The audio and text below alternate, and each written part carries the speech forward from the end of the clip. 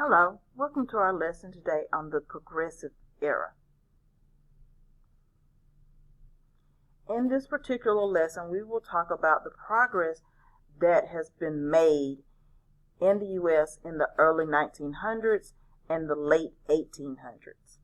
But before we get into the actual lesson, I want to just kind of give you a preview of how some of this happens. So we're going to watch a short clip on journalists and how they are instrumental in making progress in this nation.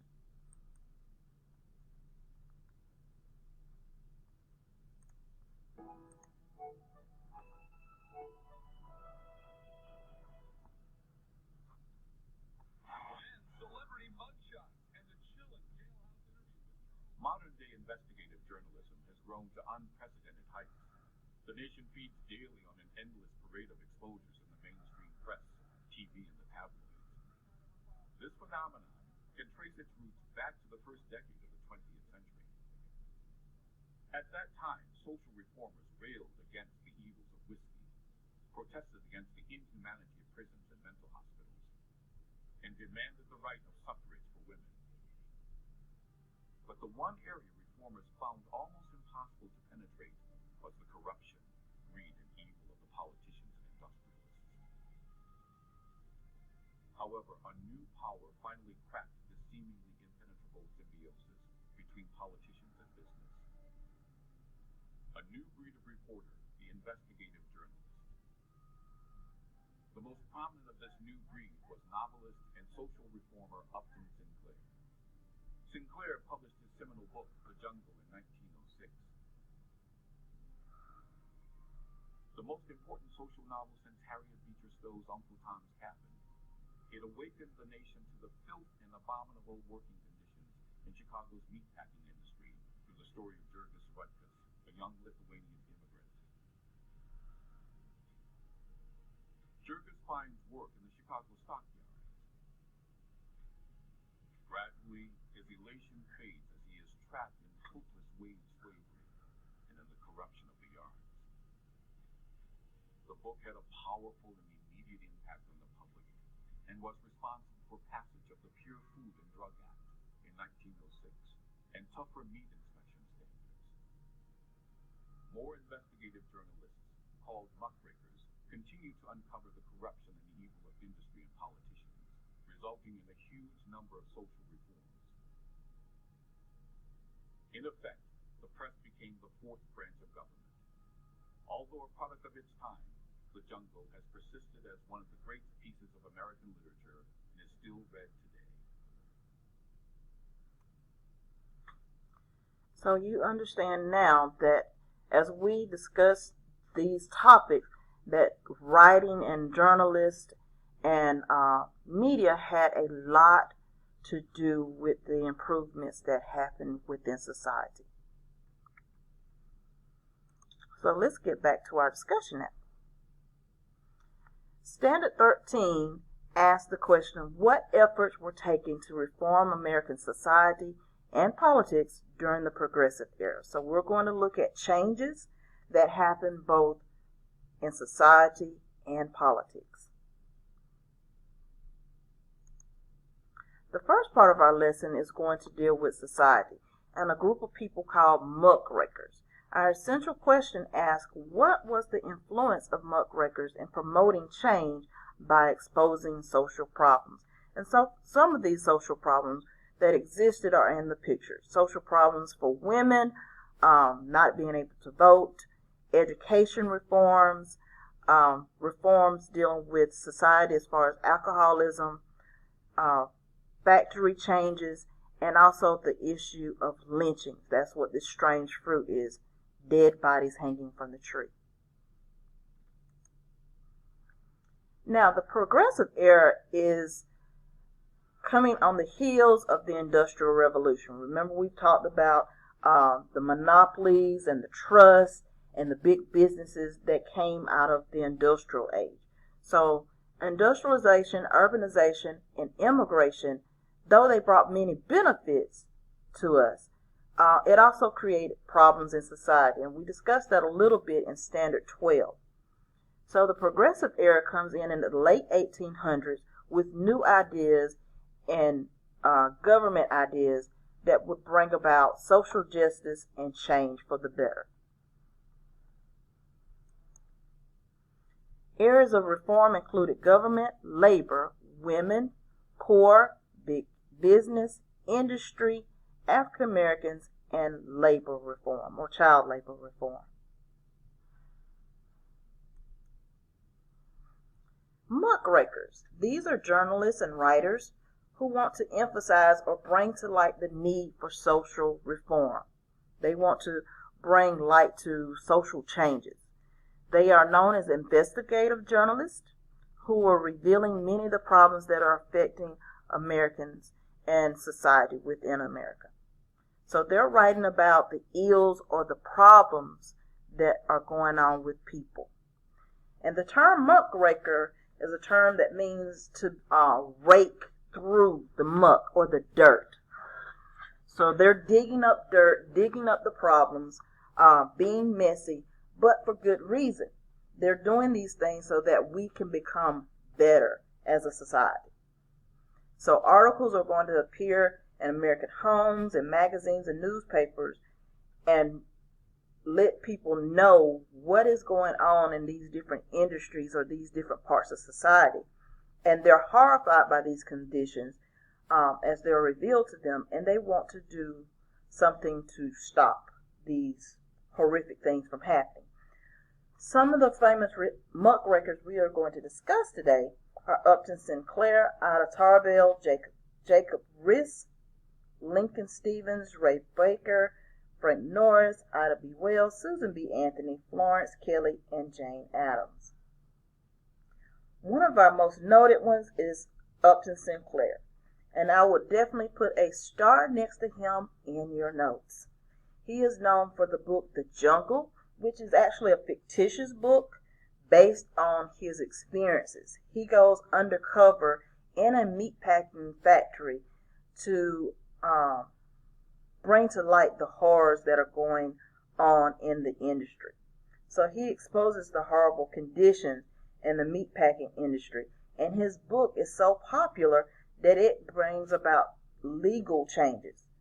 So because of his book, there's the Meat Inspection Act and the Pure Food and Drug Act. Ida Tarbell, also put a star under her name, exposed the corruption within the Standard Oil Company. Remember, Standard Oil was a monopoly, and they controlled all things as far as getting the oil and distributing the oil out. They'd run her father out of business, who was also in oil. So she is kind of getting back at Rockefeller and Carnegie and a bunch of others in their ways of doing business. So in 1911, the courts would go back and break up that monopoly of the Standard Oil Company. And it is due to what she uncovers. Jacob Riis, he is a photographer for the New York Evening Sun. And his pictures illustrate crowded, unsafe conditions, rat-infested housing, where the immigrant urban poor lived. Remember that immigrants are living in these ghettos. That's from our previous standard. So they have these little enclaves where only certain immigrants live by their group. And so they're being overcrowded, nasty, water is bad. And as these pictures are being sent out in this newspaper and being seen at home and in restaurants or places of business, people are shocked and horrified by the conditions that they're living in, and they want to do things to improve it. Our next one is Lincoln Stevens. He is the editing manager for the McClure magazine, and he also looks at the conditions of cities, but from a political perspective. He writes a collection of articles on political corruption.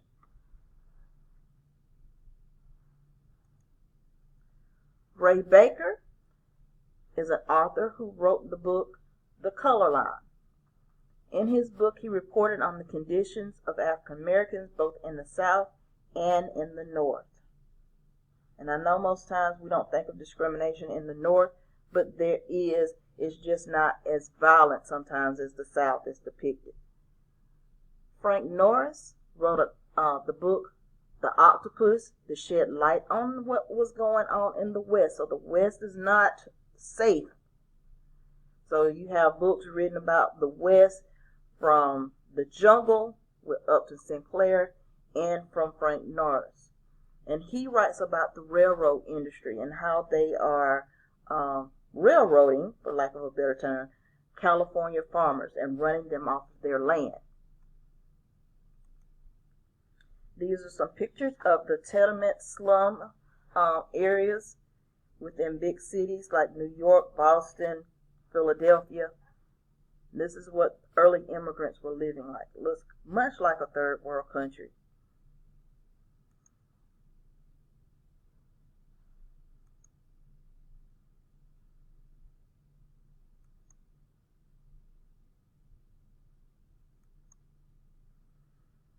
Lesson 2.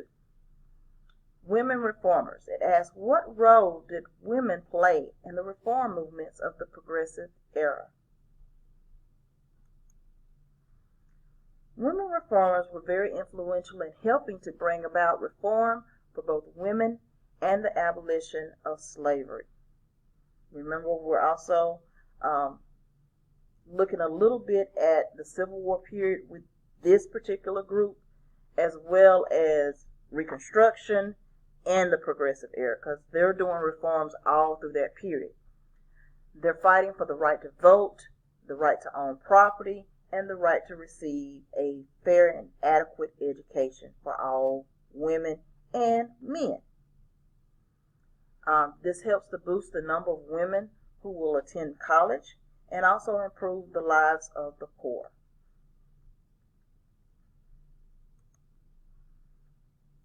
Elizabeth B.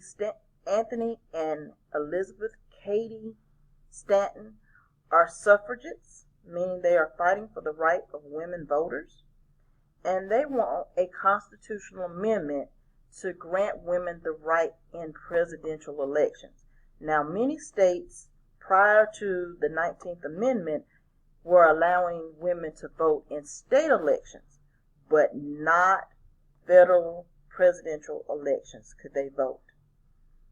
Susan B. Anthony registers to vote illegally in New York. She votes illegally. She is tried and convicted of voting because at that time women could not vote. Now, the story is that she never served time. She did have a fine and she also did not have to pay that. The 19th Amendment, however, comes years and years later after their protests are long forgotten in the 19th Amendment. And this grants women the right to vote in 1920. Now, women had been fighting for this right to vote since the beginning of our nation, but we do not get it, or at least in totality, until the 1920s, and only certain women could vote then. Jane Addams. She is known for settlement housing, which was a community center that served the poor in large cities. And in this community center, she would have classes for poor mothers on how to take care of their children. She taught English classes to immigrants and African Americans. And it also provided a nursery so that the children would have a place to be while the parent went out to work. She opened the Hull House in Chicago, Illinois, and is known basically as the mother of social work.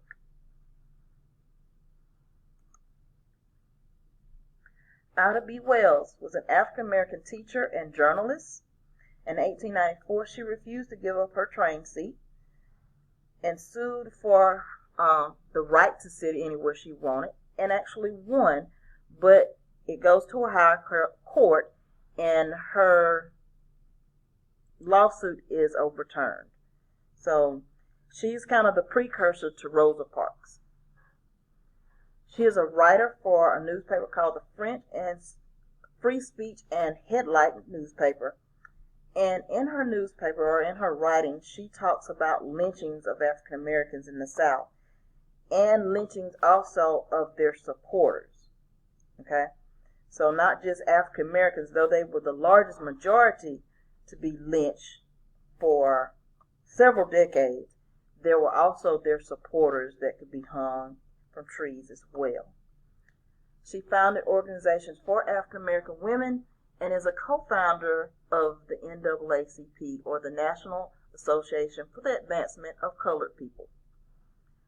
She criticized the Northerners for ignoring the lynching problems or the overall problems in the South for African Americans. Florence Kelly, she was a resident of the Hull House. She is known for fighting for the minimum wage, or establishing the minimum wage, and an 8-hour workday. So, teenagers, if you're making minimum wage, you have her to thank for it.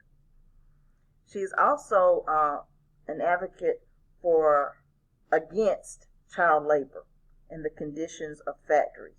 You got to remember, during this time, a lot of children, especially under the age of 15, did not go to school very often.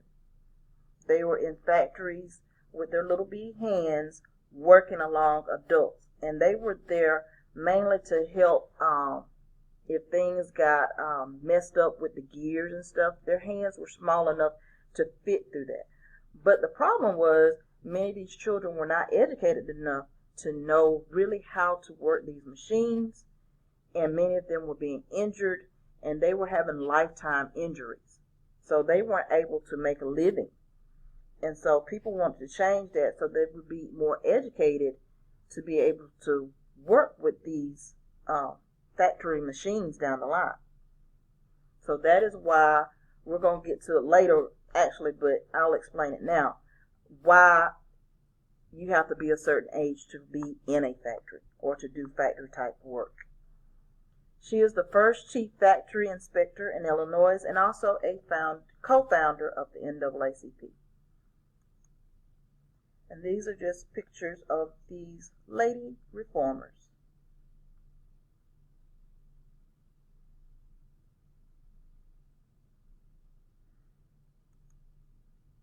Lesson 3. Plessy versus Ferguson, Jim Crow laws, and the NAACP. Our question asks, how did the Supreme Court decision in Plessy versus Ferguson lead to the expansion of Jim Crow laws, and in turn the formation of the NAACP?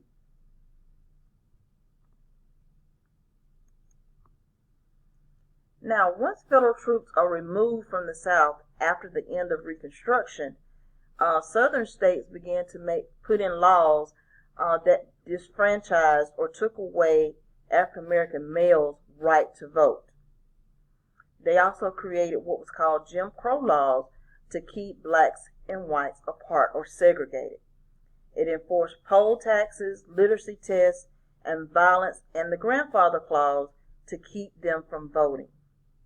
So they were having to pass a reading test, they were having to pay in order to vote, and there was never enough money. You never passed the test. And the grandfather clause stated that only blacks could vote if their ancestors had been able to vote. And you've got to remember, the vast majority of African Americans at that time had been enslaved. There were very few free blacks that would have been able to vote. So that's where the disenfranchisement comes into play. But it's not just in voting, it's in every part of society. It segregates us in neighborhoods, restaurants, railways, even cemeteries and beaches. And here's a clip, and I'm not going to play all of it, of the Jim Crow Museum to kind of give you the background of how it actually starts. It's not Jim Crow just for Jim Crow's sake, but there's a name and a face behind this. early part of the museum.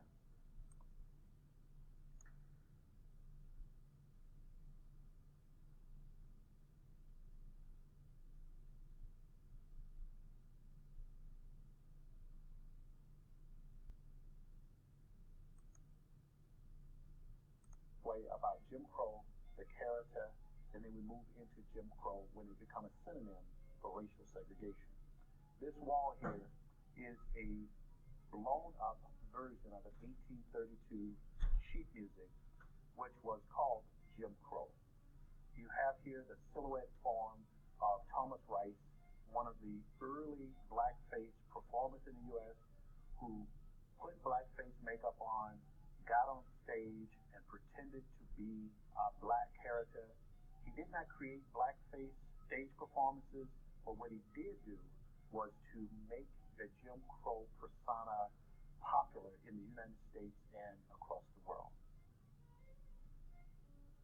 This section of the museum actually has two of the ways we think of Jim Crow. One, Jim Crow as a blackface form of entertainment. Minstrel shows both shaped and reflected attitudes toward African Americans.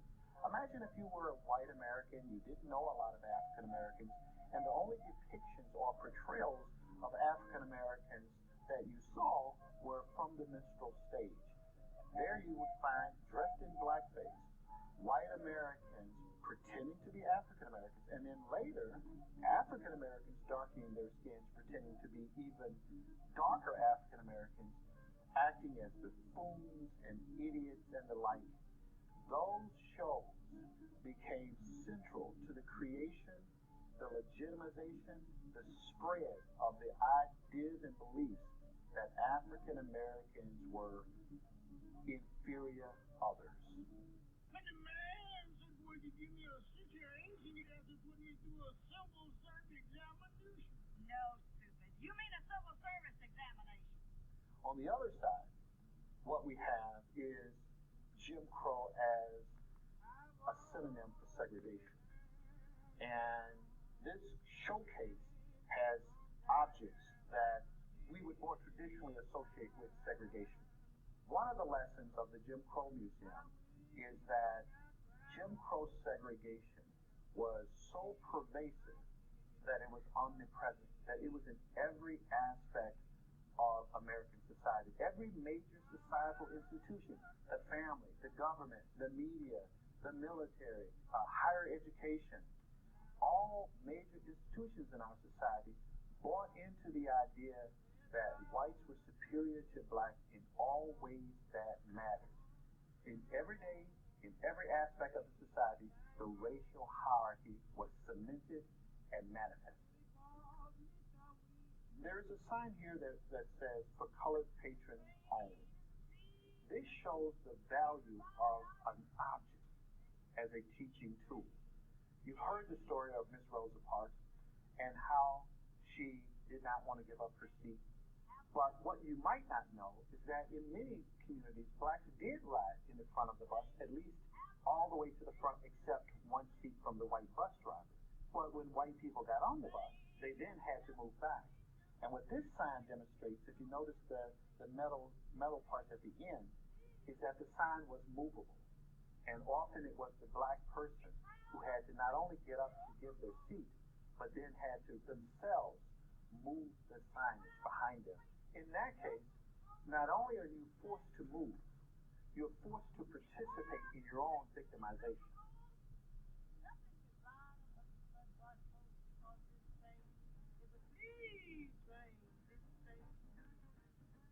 The new Jim Crow Museum afforded us the opportunity to build this wall. For many Americans, when they think about what was Jim Crow, they think only of segregation laws. We know better than that. We know that Jim Crow included every aspect of society. However, the laws were an important part of Jim Crow. Laws that, for example, forbade African Americans and white Americans from playing checkers together, or being buried in the same cemetery, or fishing together, or doing anything that implied social equality. What we tried to do here was to put so many of those laws there that you really had a sense of how pervasive those laws were under Jim Crow. Some of those rules are codified into law. Some of them are norms that they're not laws, but they're just as real.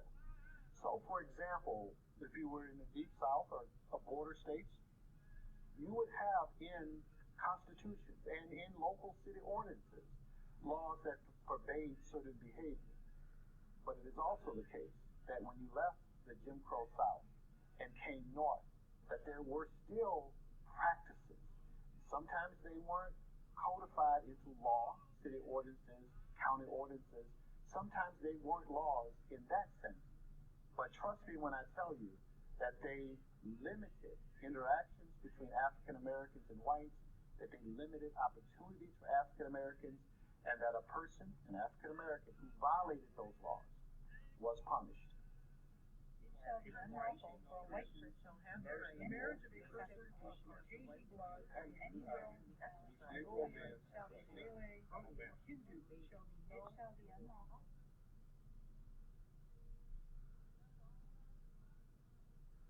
Jim Crow could not have existed without violence, real violence, and the threat of violence.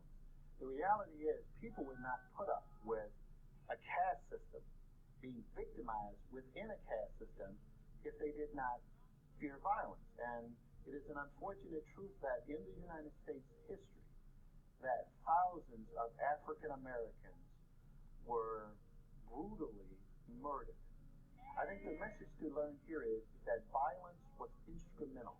By that I mean it was an instrument used to control African Americans, to control their ambition, to say to them, no, you will not have a white man's job, you will not date a white man's woman, you will not attend a white man's school, and if you try to do those things or anything that implies that you believe that you are equal to a white man, you risk your life.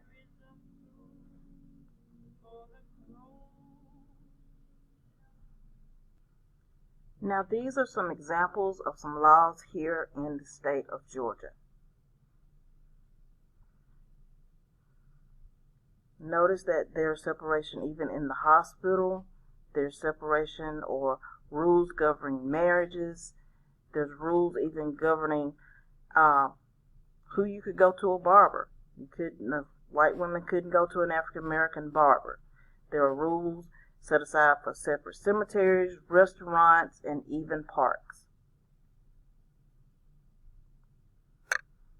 The court case of Plessy versus Ferguson. This is in 1896, and this is a picture of Plessy. Now, to give you a background on Plessy, Plessy is 1/8 black. Notice there are not too many features on him that would give you the idea that he may be a descendant of African Americans. He was very, very, very light-skinned and could pass basically as white. But somehow he is sitting on this railroad car, and I guess someone must have noticed that he was sitting in the wrong spot of the rail car, and though he paid his money like everyone else, he is arrested for breaking the Jim Crow law in Mississippi. This court case goes all the way to the Supreme Court, and the Supreme Court decides that Jim Crow laws are legal as long as everything is equal. So it brings about the idea of separate but equal. So this is why you see a whole bunch of separate restaurants and water fountains, and particularly schools. And so we could have separate schools as long as they had the same facilities.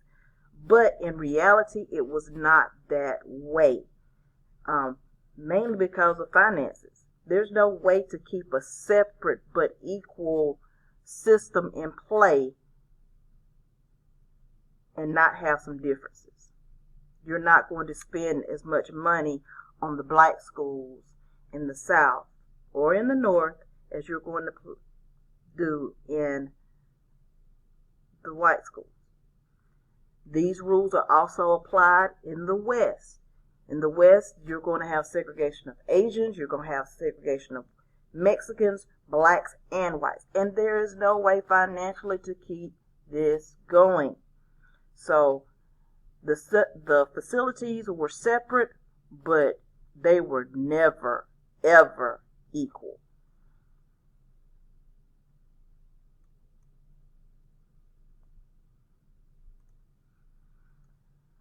The formation of the NAACP, as I mentioned earlier, that acronym stands for the National Association for the Advancement of Colored People.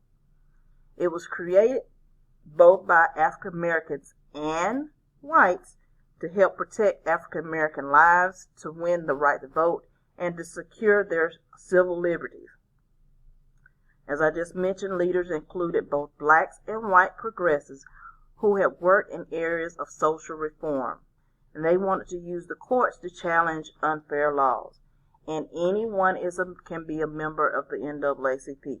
I know that is something that is not common knowledge, but all are welcome because everyone has a color. Lesson 4 is the progressive laws, and it asks what legislative actions were taken by progressives.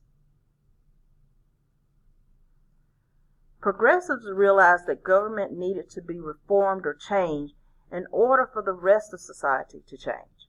So if we start with government, we can change some of the ideas and behaviors possibly of people. It needed to be free government from political bosses and powerful business interests, so free from bribery and corruption. It wanted to allow the people more control over their government and make the government more effective and efficient in serving the public. The goal was to increase democracy. There were 4 ways to increase democracy. One was initiatives, saying that people have the right to propose laws. So we can give our Congress people ideas for laws. We have a right to do that. Secondly, there's the referendum. People vote and have the final approval of a law.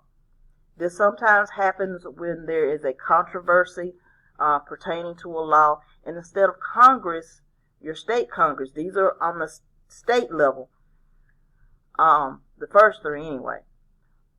If there is a law that is controversial and they really don't want to vote on it, they will then send it down to the people to vote on and get their final approval before it actually becomes a law. And this can also be on the local level. Third, on the state and local level, you have a recall. People can remove an official from office before their term is over. And if you've watched the news in the last couple of weeks, we know that there was a recall vote on the governor of California. However, it did not pass, and he is still the governor, but this just shows an example of how our democracy expands during this period. There's also the 17th Amendment, the direct election of the senators. Before that, it was done by the House of Representatives that would basically select who would be a senator.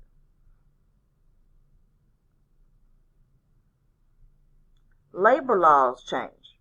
We had the highest rate of industrial accidents in the world at the time, and so we needed to change that. Workers worked long hours. There was poor ventilation in factories. They were breathing very hazardous, dangerous chemicals, working with unsafe machinery, and no safety protections in place.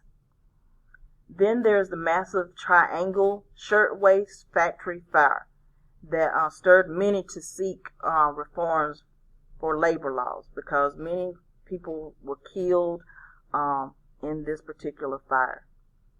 It helped pass laws to make workplaces safer, created work compensation laws.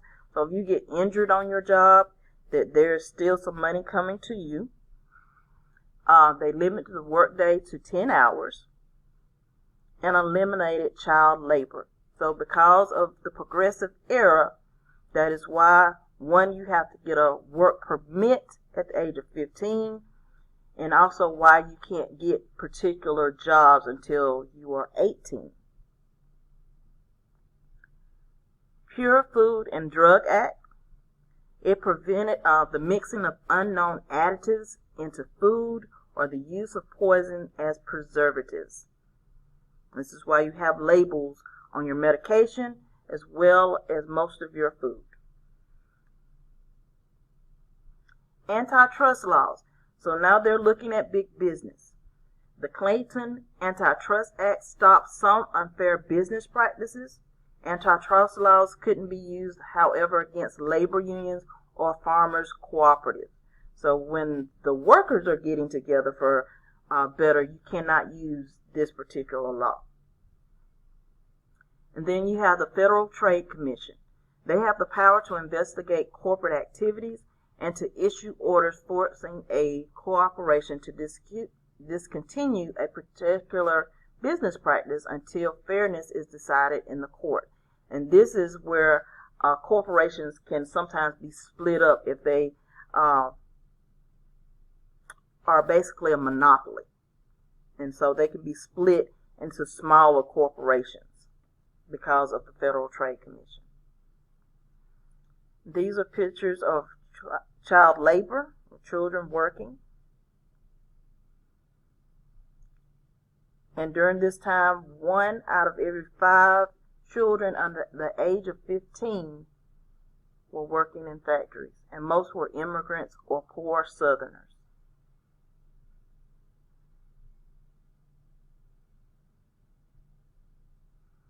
And they were not making the minimum wage that you make today. They were making just a few pennies a day.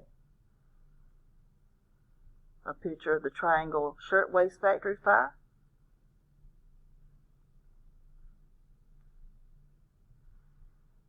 It's a typical New York sweatshop where young women are working in the clothing industry. This is the inside of that factory after the fire.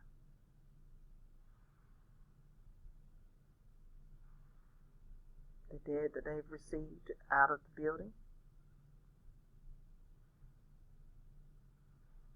It says 145 were killed in the fire, mostly women. And now here's a short clip on that fire.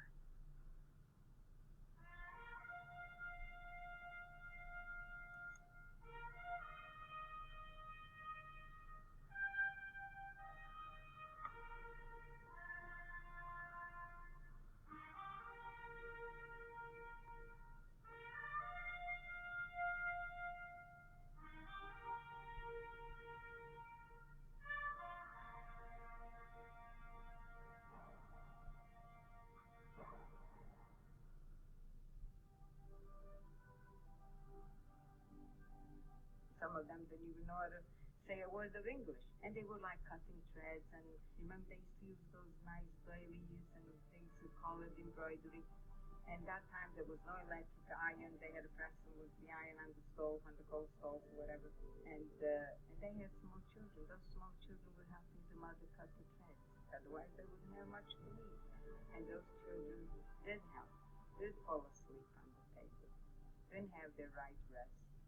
Because really that work was paid so cheap. But I was lucky with my embroidery at home. I made enough to put food on the table. The main thing is that I took my father out of the coal mine. He was able to find a job with the trolley car company. But he worked only 8 hours. I worked from 8 in the morning until sometime 11